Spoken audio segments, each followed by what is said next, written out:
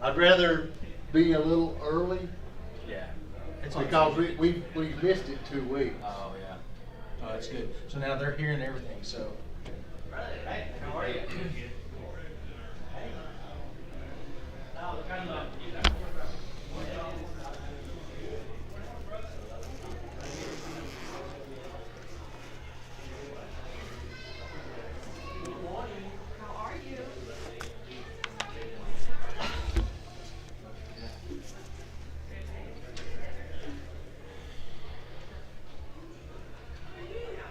Oh, they're turning you around, huh? They painted the room. Look like they did, Yes, huh? they have painted the room. It was not a stroke. Okay, that's what I Praise heard. God for We that. saw Lisa last night, she said, yeah, it's a stroke. It was. That was good. But it had all the symptoms of, you know. It was scary when you get to the hospital. I mean, you go there with something like that, you go ahead of the line. But it was scary when they came up that they had, you know, they announced stroke in emergency room and like, I don't know, you know. But because her blood pressure was 184 or something, and that was kind of high. That was kind of high. But they did every single test that they could. Thank you for praying. I'm going to cancel. I got a hernia surgery. I'm going to cancel because I still have too much pain on here. And one morning, I don't want to go take a chance because it just hurt too much. And the devil told me, so the worst thing that could happen to you is if you get an infection. So why take the chance of having a surgery that is not life-threatening? Possibility of an infection or have pain here and there, have pain in my good morning. Good morning. How are you? I'm good. Good. So I'm gonna report. I ask people all the time, people who have the surgery, say, how long did it hurt for? But they all have different answers. And I went to a doctor in Utah, and I said, listen, I have a lot of pain. It's been 8 months. He said, well, let me tell you what we did. And he explained the whole process. He said, it's going to hurt for a year and a half. So, buenos días. She's good. She's here. It was not a stroke. Yeah, I heard that part, but I didn't know what it was. We don't know. Morning. Good gracious.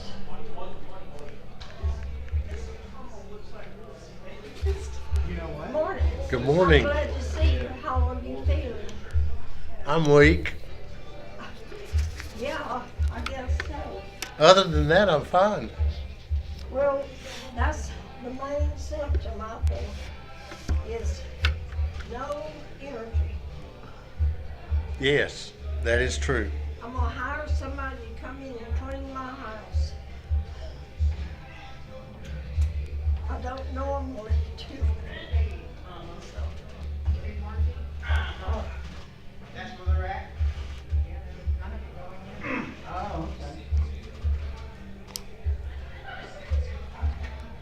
I did get to go to Blue Ridge last weekend to see my son who's moved up there from Florida. And he had a list of things for my birthday, and the first thing on the list was to go to the Bigfoot Museum in Blue Ridge, Georgia. And several things, go rafting and go, all these things. Some were good, some were. So I said, okay, I'm gonna go see Bigfoot.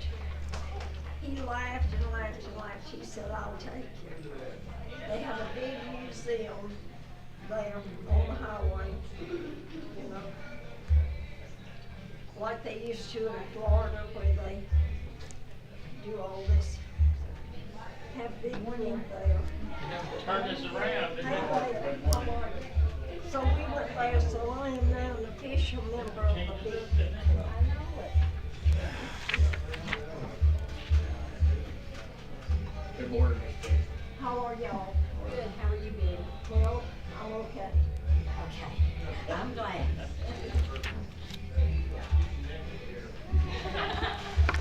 We are live already. Okay, already. Well, Pastor Craig had to come in and set the equipment up because the other people are out sick. So, and he had another engagement at 9:30. And I thought, he said, I got another engagement. I said, what do you mean you got another engagement? He looked at me kind of funny. And I said, you're not going to actually go out there and preach, are you? And he said, well, I was thinking about it. So that's the reason we had to start it early, because the pastor had to set it up. So How are you feeling? other than no energy, I'm fine.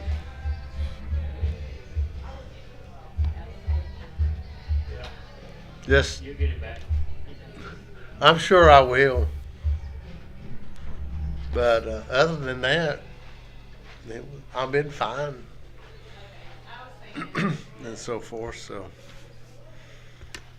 I told my grandkids thank you.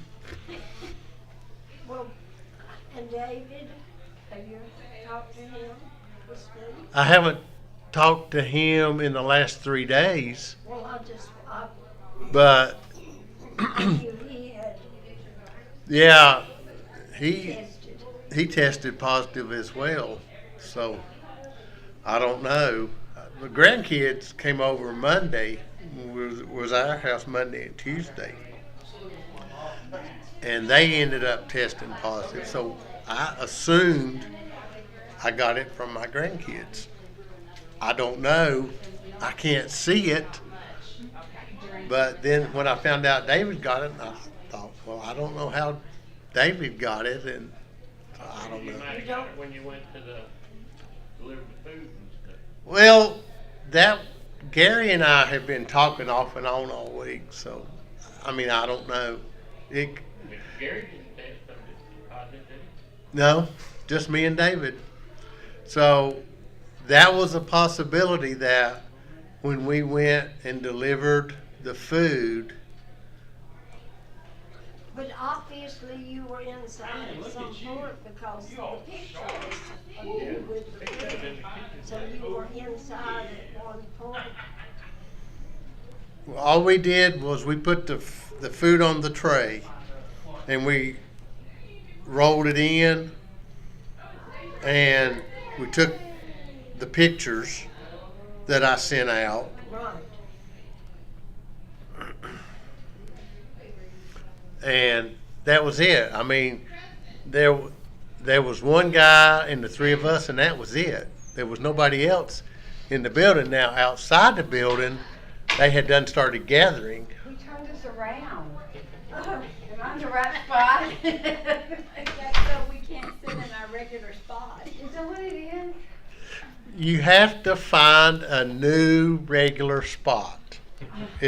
I'm sorry, but they made the decision. They're going to put writing up on the wall and say Hampton First Baptist Church, so you'll know where you're at. Because people drive in the parking lot and obviously don't know where they're at. So they're going to put Hampton First Baptist Church up here. I don't know, so why does the room look bigger if you're looking this way? It does. Well, It does. they remember now, they took out our multicolored table and all the other extra stuff that was in here has now been moved down the hall to the Awana area. So that's one reason it looks bigger is there's not as much furniture in here. There are more chairs. It just looks wrong. Yes, and they added some more chairs and so forth. So this is where they stream Wednesday night from as well. So anyway, but we are live and so forth. So many things going on. I want to thank you for the cards and the phone calls and prayers. I want to say thank you to the Prayers and Stitches team at Grace Baptist Church in Gastonia, North Carolina. They crocheted a cross bookmark and sent it to me in a little card. So I love those folks up in Gastonia and so forth. Is And that your mother's church? no, Mama's in West Jefferson, North Carolina. No, Grace Baptist Church is a church that I preach at sometimes when I go to North Carolina. Me and those folks up there. I lived in Gastonia while I was going to school and so forth, so I've got a lot of friends and some of Sylvia's families up there, and some of my families lives up there. So just That's where my grandmother was born, Gastonia, the Weavers up there. okay. So I've done research on all of them. I can remember as a child, back when the earth was cooling, going to Gastonia and visiting with them, but it was a different world, you know. And Yes. They had a farmhouse and a big garden, and all of them worked in the mills. Oh yeah, that was everybody worked in the mill. Both of Sylvia's parents worked in the mill, and Sylvia worked in the mill growing up. I mean, that was what everybody did Right. in that area. It was a big mill town and so forth. So, but I appreciate the Prayers and Stitches team and all those folks and so forth, and all the phone calls and prayers from our class. I appreciate that as well. It was kind of a shock to me, but you just never know what the grandkids are going to bring when they come over. So, quick update on our Calvary meal. I've got some good news and I've got some bad news. The good news is that was one of the best meals they've had this year, and they really appreciated all the effort and so forth. They should, because that was a good meal. It was a good meal, and if you saw the picture when we spread that stuff out, that gentleman that was working with us there was just shocked. He said, "This is great." He said, "There'll be leftovers from this," and so forth. And But you didn't know how many, were there 50 or more? 50's the limit. Yeah. So when we left, there was a huge crowd outside the door. Right. Because we left at 6 and they opened the door at 6:15. So I'm sure There were at least 50. there were 50. I'm sure of that. I bet the 50 was there at 6 o'clock when we left. When we pulled out, I mean, they were lined up down the entire side of the building. So I'm sure that there were at least 50 there, with no problem and so forth. And they really appreciated the meal, and they said thank you. Now for the bad news, they want us back tonight at 6. She said, I was talking to Tamara, and she said, "Y'all can just come back this Sunday night, it'd be just fine." I said, "I think that might be a little soon." And she laughed and she said, "No, we really appreciate it." I said, "But I will commit to the second Sunday in November." And she said, "Okay." So, but anyway, yeah, she told me, "Just go ahead and come back Sunday night. You're welcome." And I said, "Okay." So, anyway, I appreciate the folks that give money, folks that cooked and did all of that stuff. It was such a blessing to be able to go over there and minister to those folks over there, and they were so appreciative, of the meal and the variety of food that we provided was a big blessing as well, because sometimes somebody brings all of one thing, but we had lasagna and we had different vegetables, and we had three different kinds of casseroles. No, the chicken and rice. That's right, chicken and rice. They were just alike. Oh, the chicken and rice. Okay. Well, anyway, we had lasagna and chicken and rice. Grace and Dick got us those big fancy cupcakes that you saw, and so forth. We had iced tea, and it was just a blessing to be able to take all that over there, and they were so appreciative of it, and for us to show up, was a big blessing. So anyway, thank you to everyone in the class that participate both in the offering and in the cooking. And like I said, we'll take some more back in November, and we can get another blessing from those folks. Okay, we are now we're transitioning into the book of 2 Kings. And as if you've been watching the emails, the chapter we're going to be in 2 Kings chapter 5, we're going to be using sort of I guess you would say we're going to use the chapters from our book, but the material is actually going to be some of my material from my 2 Kings study. And I do have some optional connecting with the text worksheets for those that might be interested.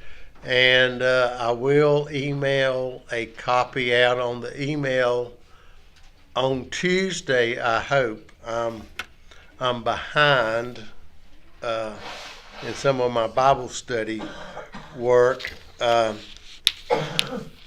so I had to back up a little bit, and so I'm trying to catch up with my Bible study and so forth. So anyway, but I do have some optional homework. It's not homework, optional home Bible study.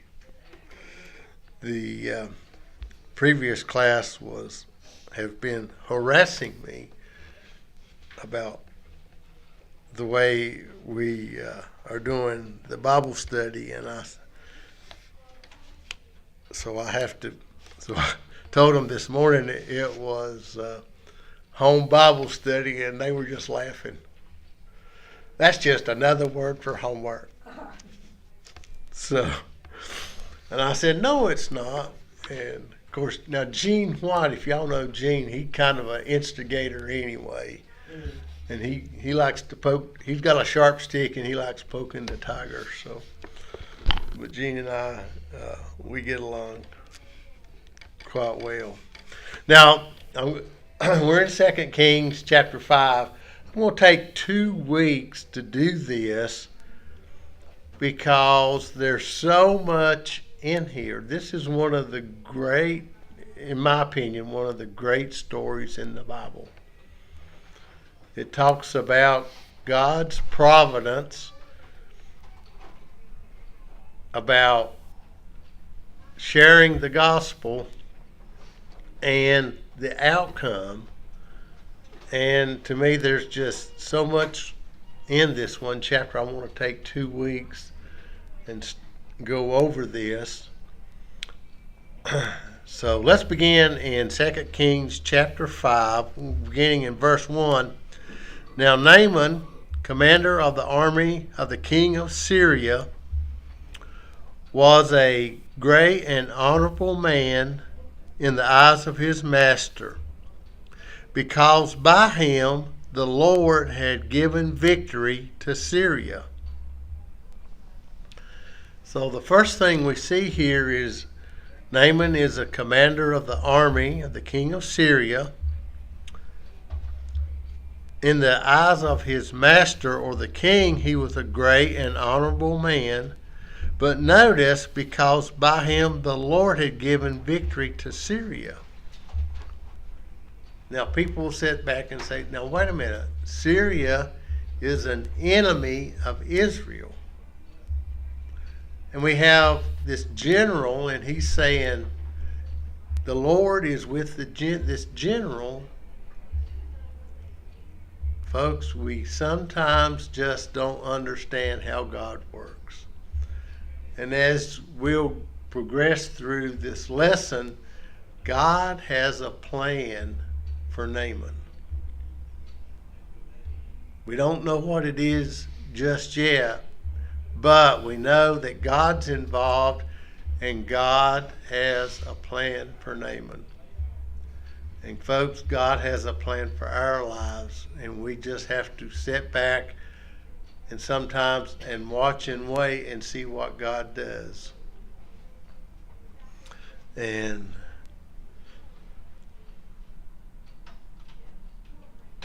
he was also a mighty man of valor.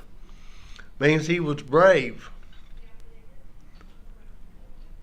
But a leper. Now, if you know very much about leprosy, it starts out as little red spots, and then it grows and it grows and it grows, and then eventually the skin will turn white. And then it'll keep growing and growing and growing, and it will eventually cover your whole body. And if it continues, you'll eventually die from it. It's a very slow developing disease, but it's one that can be fatal over many, many years. Now, we don't know how long he's had leprosy, but the fact that he's got it means he has to be careful. He can't come in contact with people. It's a disease that's spread by contact. And so we have, he has to be careful and quarantine himself somewhat from the rest of the men that's in the army because of his leprosy.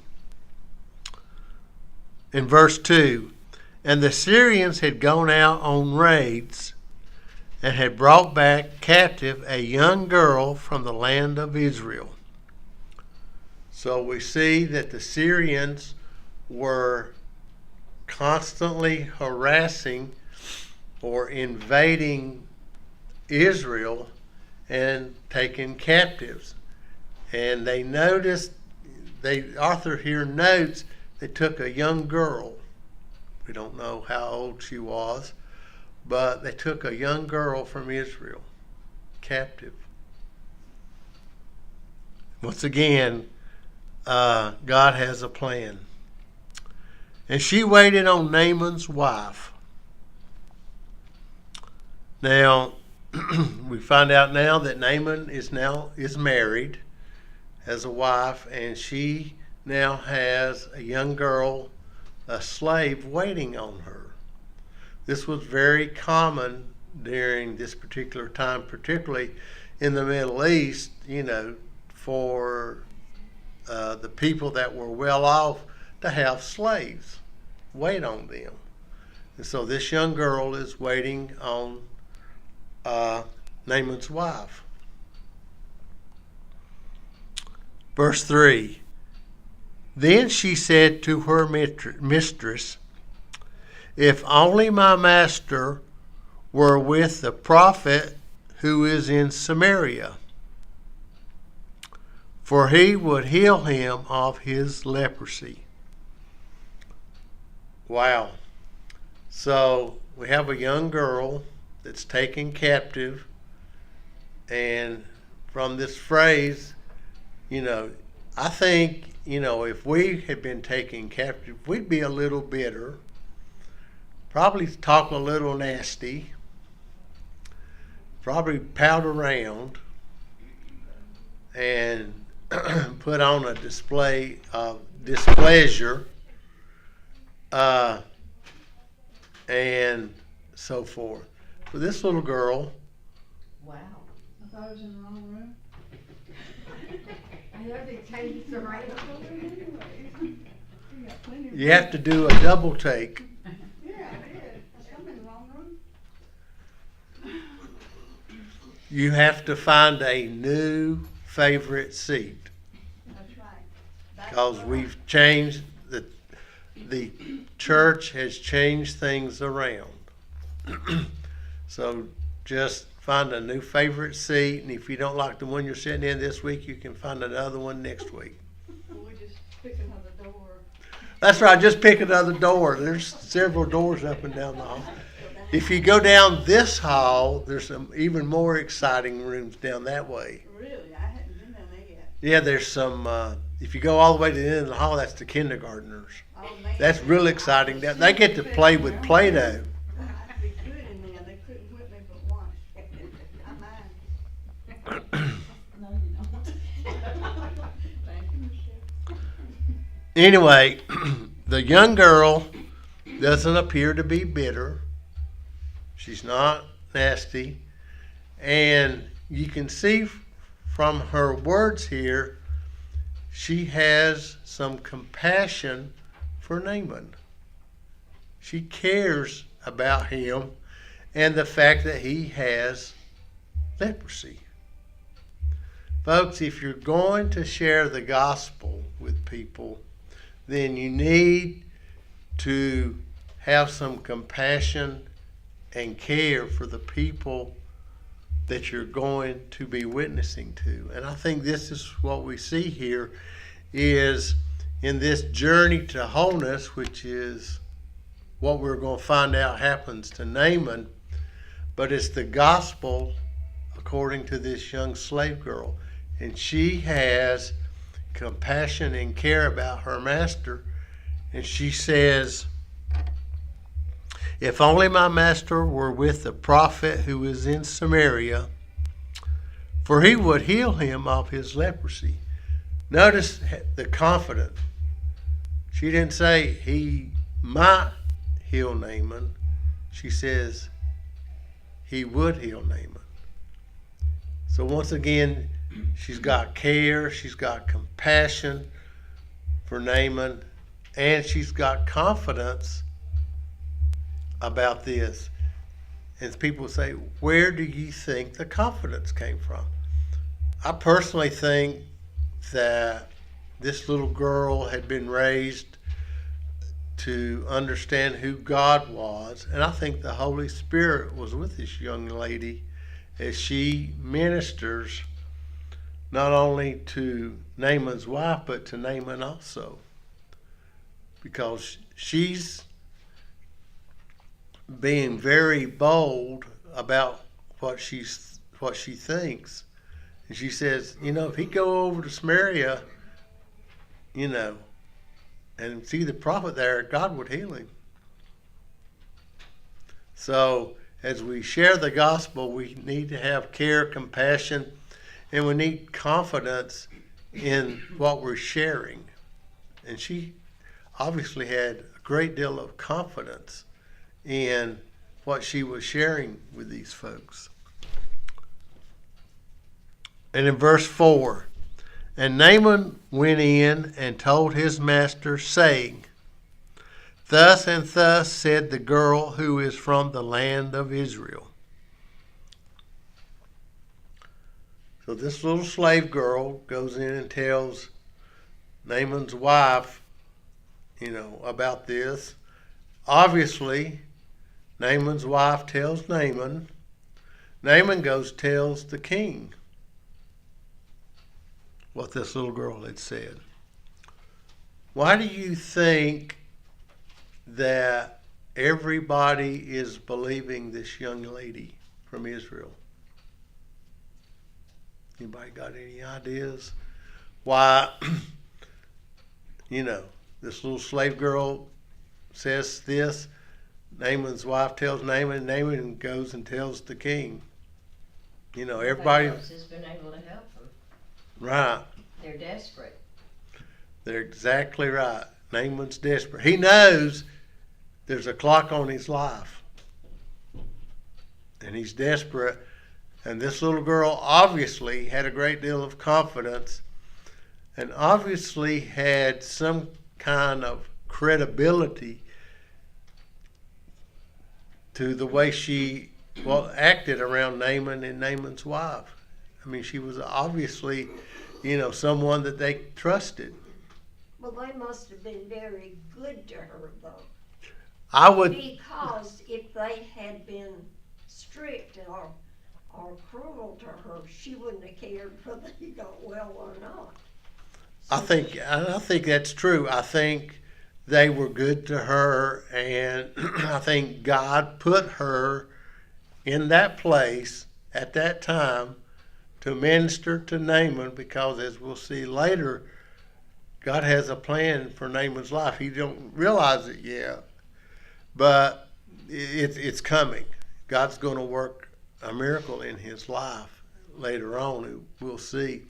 But this little girl, we don't know exactly how old she is. She may have been 8 or 9, or she could have been 12 or 13. I don't know. She's a young girl that was taken from her parents. But she, is in this very special place to where she can minister to Naaman. And Naaman and everybody is buying into this, such that he goes to the king and says, hey, this little girl said this, and, we need to, think about this. Verse 5. Then the king of Syria said, go now, and I will send a letter to the king of Israel. So now, King Ben-Hadad has now bought into this. He says, you go right now. He says, I'm going to write a letter to the king of Israel and tell them about this. Now, during that particular time, royalty would, out of diplomacy, would write a letter and send it ahead to let them know what's going on, because there's a little bit of tension going on between Syria and Israel, because the Syrians are running raids into Israel. So there's a little bit of tension here. But so the king says, I'm going to write a letter and let them know why you're coming, as a matter of diplomacy. And that, that's a good idea, because you don't want to start a war. He's trying to get this guy, his leader, healed. So he departed and took with him 10 talents of silver, 6,000 shekels of gold, and 10 changes of clothing. Now, it's hard to get an exact estimate, but based on my calculations of all of this, this 10 talents of silver, 6,000 shekels of gold, and the 10 changes of clothing roughly comes to an estimate of $5 million today. So now they have really bought in to this little girl's comment about the prophet in Israel.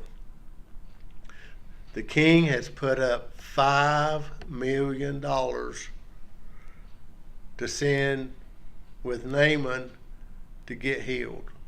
Folks, that's just shows how much they had bought into what this little girl was saying. That she must have had this confidence and so forth, and they had really bought into the fact that this little girl knew what she was talking about. And so the king, I guess you would say, put money where his mouth was and said, here's $5 million. Go talk to him. So he writes a letter and gives him $5 million worth of stuff, and he's on the way to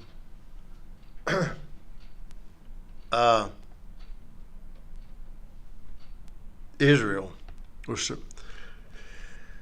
Then he brought the letter to the king of Israel, which said, now be advised, when this letter comes to you, that I have sent Naaman my servant to you, that you may heal him of his leprosy.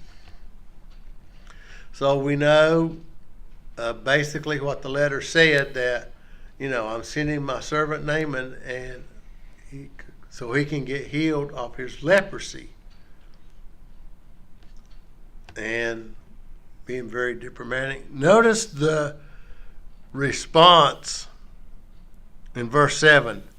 And it happened when the king of Israel read the letter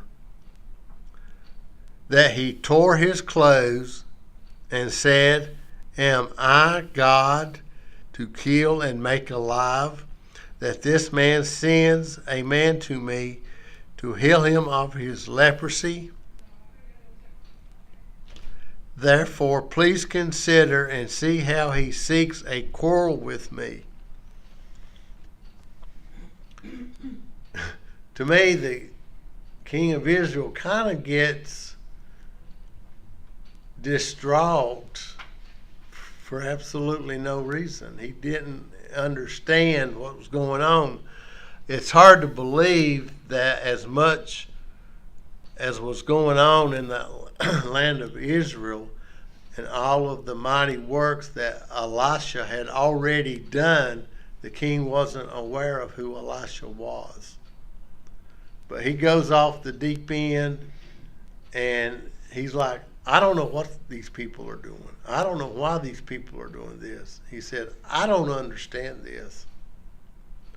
And, you kind of think, well, maybe he didn't know, but, I don't think he acted appropriately. And he thinks that the king of Syria is trying to pick a fight with him. He says, I'm not going to be able to heal this man, and he's going to come and they're going to invade our land, and, who knows what's going to happen. And he says, this guy's just picking a quarrel with me. I don't know how to do anything. Verse 8.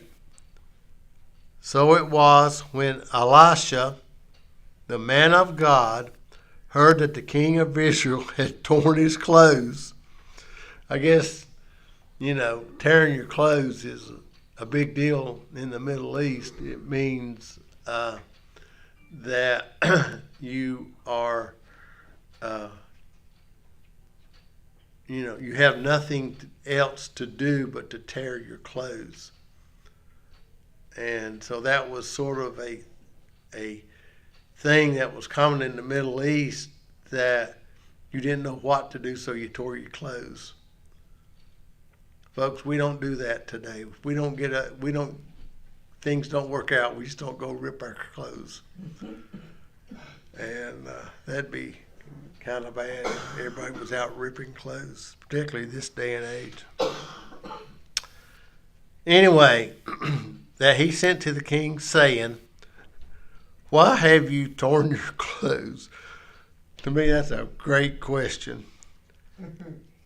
Please let him come to me, and he shall know that there is a prophet in Israel. Now, remember, at this particular time in 2 Kings, Israel is a divided country. The 10 northern tribes are called Israel. The 2 southern tribes are called Judah. that's made up of the tribe of Judah and the tribe of Benjamin. They're in the south. The 10 northern tribes are called Israel. And Elisha is part of the 10 northern tribes at this particular time.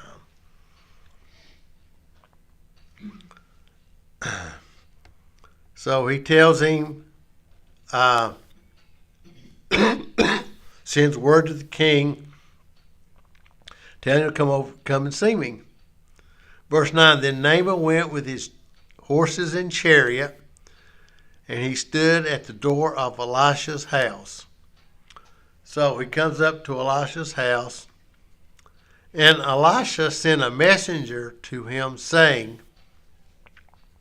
go and wash in the Jordan 7 times, and your flesh shall be restored to you, and you shall be clean. Notice Elisha didn't go to the door.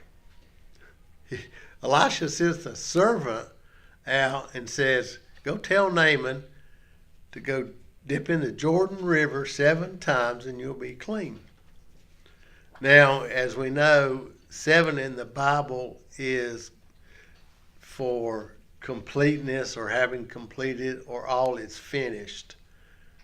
And so Elisha tells Naaman to go dip in the Jordan 7 times. Now, the Jordan is not the cleanest river in Israel. I've been there, and it's the day I was there, it was not clean.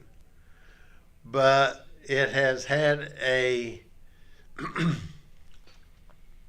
stigma to it that it's always been dirty. And Naaman said, I got to go get in the Jordan. Of all the rivers in the area, I got to go to the Jordan. I mean, this dirty river, and I got to go in there 7 times. I mean, it's pretty amazing. But notice in verse 11, but Naaman became furious. And I guess, he was waiting for something big and, some big thing. In the Middle East, a lot of times they would do a little dance and a little incantation, and they'd have this little thing, and they'd throw flour and stuff in the air so it looked like there was some kind of mystical thing, or maybe throw some real fine sand in the air, so people would think that you had some great magical stuff when it was really just flour or sand or dirt or something. And they do a little hopping dance and all that, and chant some words. That was very, very common in the Middle East. And I guess Naaman was expecting Elisha to come out and throw some flour in the air and dance a little bit and sing a little chant. And all he did was tell him to go jump, go get in the Jordan. So I guess he was a little furious. But in that setting at that time, they expected, the prophets to do something. And, Naaman was part of the Syrians, and they, their God, they had a multitude of gods. They had a God for the sky, and a God for the sun, and God for the water, and a God for the storms, and, a multitude of gods. And Elisha has one, and they're just, I don't understand. I'm furious. This is not like it was back home. And went away and said, indeed, I said to myself, he will surely come out to me and stand and call on the name of the Lord his God and wave his hand over the place and heal the leprosy. So Naaman had some great expectations. He thought, Elisha was going to come out and shout, wave his hand, and he was going to get healed. And Elisha didn't even come out the door. He was furious. Nothing happened. He wants me to go wash in the dirty river. I mean, what is this? I don't understand.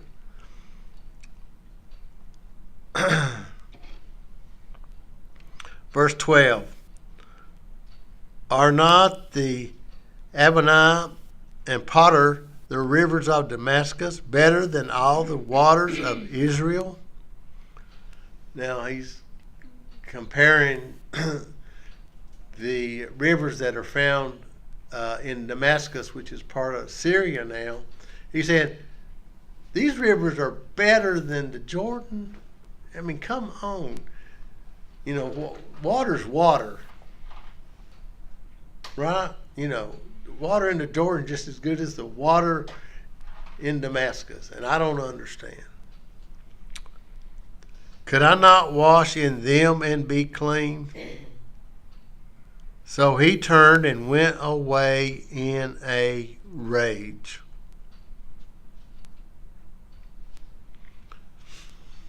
He doesn't understand. It's not the water that's going to heal him. It's his obedience is going to heal him. So he's getting ready to learn a lesson. And his servants came near and spoke to him and said, my father, if the prophet had told you to do something great, would you not have done it? Lord, if he told you to go climb a mountain or do something like that, would you have done it? And he's saying, how much more then when he says to you, wash and be clean? So we find out, he says, okay, you know, he's in a rage. And once again, who comes to him? A servant. Before, it was a little servant slave girl. This time, it's one of the servants that he brought with him in his entourage with the $5 million. Once again, the servant comes and says, hey, if he had said this to you, would you not have done it?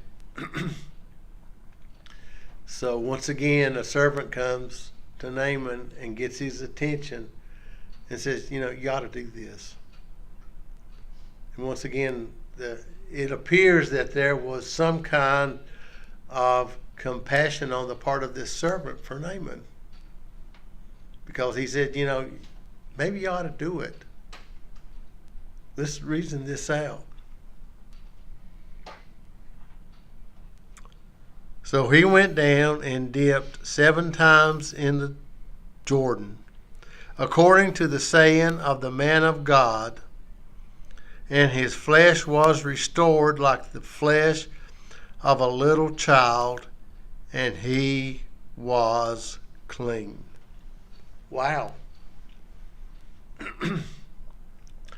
So Naaman heeds the advice of his servant and says, okay. So he goes and he dips in the Jordan 7 times, and his flesh was restored like the flesh of a little child, and he was clean.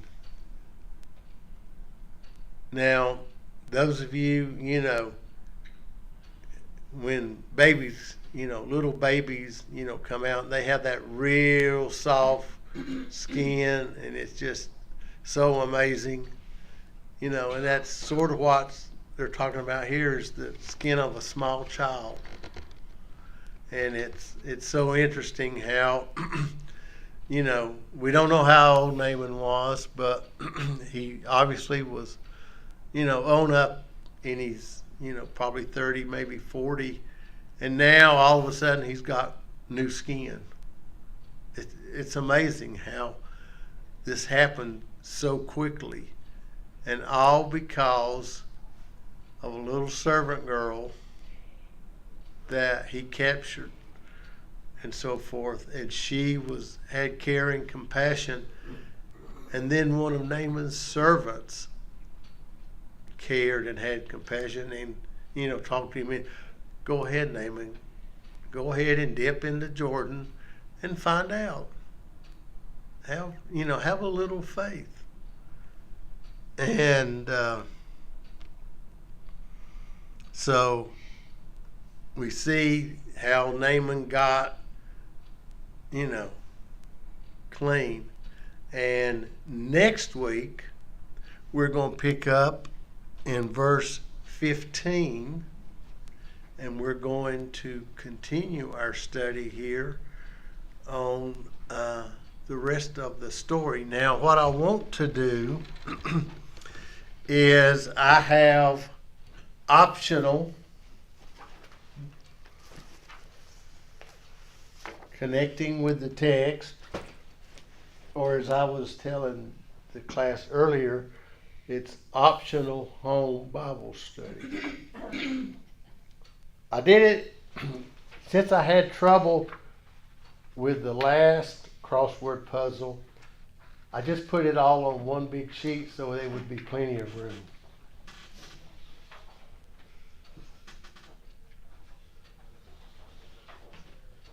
Now, does everyone in here know what a noun is? We got Noun, noun, N-O. U-N, a noun. A noun as in, The name of a person, place, or thing. that's right. The And name of it, not the thing, but the name of it. right. Now, if I was to say in the book of Matthew, who was crucified on the center cross, who would it be? On the what? In the book of Matthew, who was crucified on the center cross? Jesus Christ. Jesus. And that's a proper name. Proper name. Proper noun. Now, if I said, who was in the book of Matthew, who was crucified on the left hand of Jesus, who would you say? And it has 5 letters and there's an E in it. Robert. It's got to have 5 letters, not 6. A thief. A thief, right. So thief is what I call a simple noun. Common noun. Or common noun. That's- Okay, well, I'm not a school That's teacher. right. That's what Then I you're a like school to call teacher, it. you're a school teacher. But anyway, so we're looking for nouns here. Okay, nouns. So now another hint is you need to be able to count from 1 to 10. Well, when I did this before, I was accused of trickery. And so we had to count letters and figure out where the young man made a mistake because he didn't count the letters. So if you can count from 1 to 10, it'll be okay. Now remember, this is from 2 Kings chapter 5. Okay, this is, so don't go out too far looking. Here, all the answers should be in here.